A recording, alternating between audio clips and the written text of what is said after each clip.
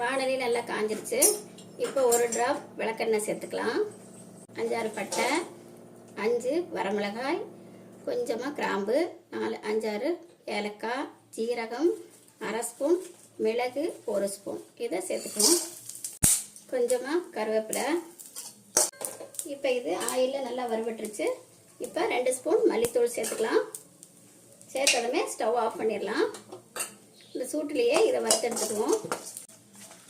அவ்வளோதான். இது சூடார விட்டு மிக்சி ஜாரில் அரைச்சிக்கலாம். இது மிக்சி ஜாரில் பொடிச்சாச்சு. குக்கர் அடுப்பில் வச்சிடலாம். ஆயில் சேர்த்துக்கலாம். ஒரு பல்லாரி வெங்காயம் கட் பண்ணது சேர்த்துக்கலாம். பாருங்கள், பல்லாரி வெங்காயம் ஓரளவு நல்லா வணங்கிடுச்சு. இப்போ 1/2 கிலோ சிக்கன் கட் பண்ணி கழுவி எடுத்து வச்சுருந்தேன், அதை இதில் சேர்த்துக்கலாம்.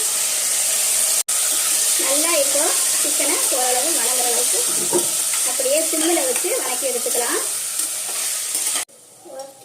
தேவையான அளவு உப்பு சேர்த்துக்கலாம். முதல்ல 1 ஸ்பூன் மஞ்சள்தூள் சேர்த்துக்குவோம்.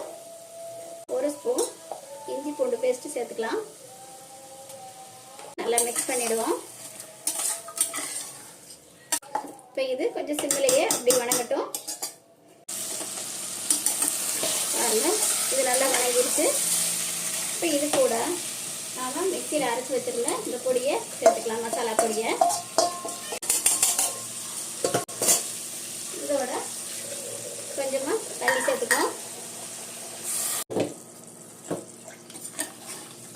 இது இப்போ ஒரு கொதி வரட்டும். பாருங்க, நல்லா இந்த மசாலா சேர்த்து கொதிச்சிருச்சு. இப்போ இதோட 3 தக்காளி, சின்ன தக்காளினால 3, பெரிய தக்காளினா 2 போடணும். இதை நான் மிக்சியில் ஓட்டி எடுத்திருக்கேன். சும்மா 1 பாதியமாக ஓட்டியிருக்கேன் பாருங்க. கூடவே கொஞ்சம் மல்லி இலை, இதையும் இதோட சேர்த்துக்குவோம். ஒரு விசில் விட்டு எடுத்துக்கணும்.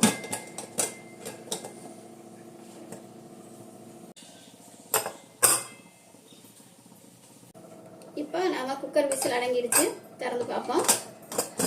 பாருங்க, எல்லாமே சிக்கன் நல்லா வெந்திருக்கு. இப்போ இது நல்லா வெந்துருச்சு சிக்கனு.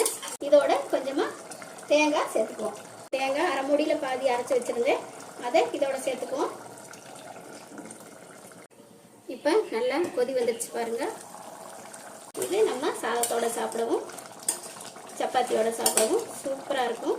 இந்த கொதிச்ச சிக்கனில் கொஞ்சமாக நம்ம நெய் சேர்த்தோம்னா சூப்பரான டேஸ்ட்டாக மாறிடும் இந்த சிக்கன் குழம்பு.